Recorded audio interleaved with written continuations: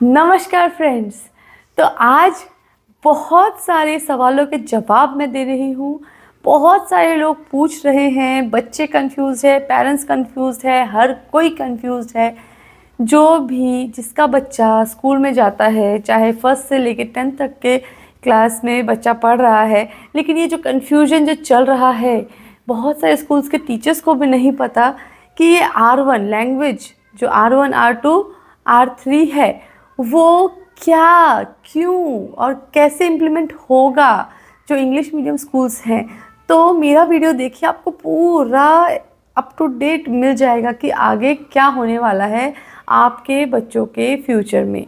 Okay, सो कोई कह रहा है शायद स्कूल्स में अभी फ्रेंच और जो जर्मन वो सब आ जाएगा, और कुछ लोग बोल रहे हैं कि सब हर चीज़ रीजनल लैंग्वेज में पढ़ाई जाएगी स्कूल्स में। कोई कोई बोल रहा है कि अभी सब कुछ हिंदी में ही पढ़ाया जाएगा। तो कुछ लोग बोल रहे हैं कि साइंस, मैथ्स, एसएसटी हिंदी में पढ़ाई जाएगी, मराठी में पढ़ाई जाएगी, उनके रीजनल लैंग्वेज में पढ़ाई जाएगी जो इंग्लिश मीडियम स्कूल्स हैं। तो उनको मुझे एक बहुत अच्छी बात बतानी है जो हमारे स्कूल में डिस्कस हुआ है, और जो एनसीएफ में जो हमने पढ़ा है, जो गाइडलाइंस आई हैं, उसके हिसाब से मैं बताने जा रही हूँ आप लोगों को। बहुत ध्यान से सुनिए, बहुत इंटरेस्टिंग होने वाला है वीडियो। मुझे बस ये बताना है कि वीडियो में 50% 40% लोग देखते हैं, और पूरा वीडियो तो कोई नहीं देखता है। कुछ भी इन्फॉर्मेशन दे दो स्टार्टिंग में ही छोड़ के चले जाते हैं। तो प्लीज़ आप लोग लास्ट तक बने रहिए और स्प्रेड कीजिए इस वीडियो को। अगर आपको इन्फॉर्मेटिव लगी तो आपके जो साथ में कलीग्स हैं, जो दूसरे अदर पेरेंट्स हैं, उनको शेयर करिए, उनको हेल्प हो जाएगी।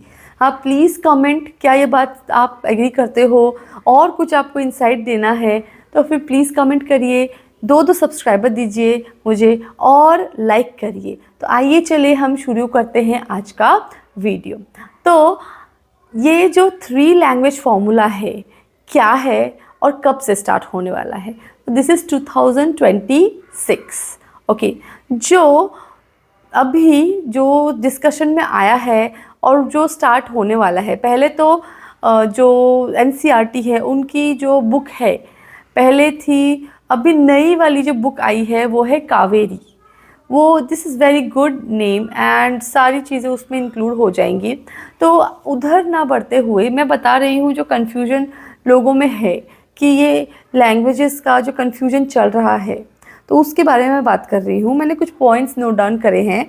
तो जो इंग्लिश मीडियम स्कूल है और एनसीएफ जो नया बना है, नेशनल करिकुलम फ्रेमवर्क, उसमें जो चीज़ें पॉइंट इंक्लूड्स की गई हैं वो देखिए। लोगों का मिथ ये है कि एनईपी 2020 के बाद जो इंग्लिश है इंग्लिश मीडियम स्कूल से हट जाएंगे और इंग्लिश मीडियम स्कूल सारे बंद हो जाएंगे।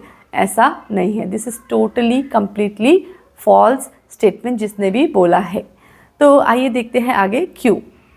ओके, सो जो लेकिन एक बात है कि जो पहले मोनोपोली थी, बहुत सारे इंग्लिश मीडियम स्कूल्स ऐसे हैं जहाँ पे ओनली इंग्लिश सिखाई जाती है और थोड़ा बहुत हिंदी सिखाया जाता है।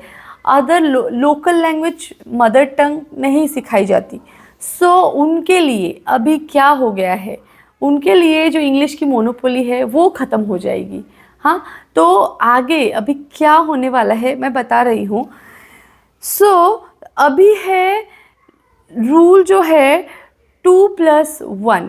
सो अभी प्राइमरी ग्रेड्स में जो है लैंग्वेजेस थी ही ऑलरेडी, जैसे हमारे यहाँ पे महाराष्ट्र में language 1 R1 in English medium is English, R2 is Hindi, R3 is Marathi. तो वैसे ही R3 other languages other states में उनकी अपनी अपनी लैंग्वेज आ जाएगी। ओके, इतना क्लियर हुआ? चलिए अभी हम आगे बढ़ते हैं। सो R1 चेंज नहीं होने वाला है, इंग्लिश ही रहेगा। मैथ्स, साइंस, एसएसटी इंग्लिश में ही पढ़ाई जाएगी। R2 हिंदी हो सकती है, कुछ स्कूल्स मराठी को भी R2 कर सकती है। जहाँ पे R2 हिंदी है वहाँ पे R3 अदर जो लोकल लैंग्वेज है वो आ जाएगी। जहाँ पे लोकल लैंग्वेज R2 है वहाँ पे हिंदी या फिर अदर लोकल लैंग्वेज एक और ऐड हो जाएगी, जो साउथ में देखा जा सकता है, साउथ इंडिया में। ओके, चलिए हम आगे बढ़ते हैं। फिर ग्रेड 6 से, जो ग्रेड 6 अभी है 2026 में ग्रेड 6 में है, जो 2031 में ग्रेड 10 में होंगे, उनके लिए मैंडेटरी 3 लैंग्वेजेस होना कंपलसरी हो जाएगा। पहले क्या था, 8th के बाद क्या होता था, 2 ही लैंग्वेज रह जाती थी। हाँ, जनरली बच्चे जो एक लोकल लैंग्वेज है, जैसे हमारे स्कूल में मराठी और हिंदी, दोनों में से चूज़ करते थे बच्चे, दोनों में से एक ही लैंग्वेज रहेगा। लेकिन अभी वैसा नहीं रहेगा, अभी तीनों ही लैंग्वेज लेनी पड़ेगी, इंग्लिश भी, हिंदी भी, और यहाँ पे महाराष्ट्र में मराठी, अदर स्टेट्स में उनकी अपनी मदर टंग। ओके, नेक्स्ट, सो हमने बात कर ली इंग्लिश की, हमने बात कर ली हिंदी की, हमने बात कर ली लोकल लैंग्वेज की।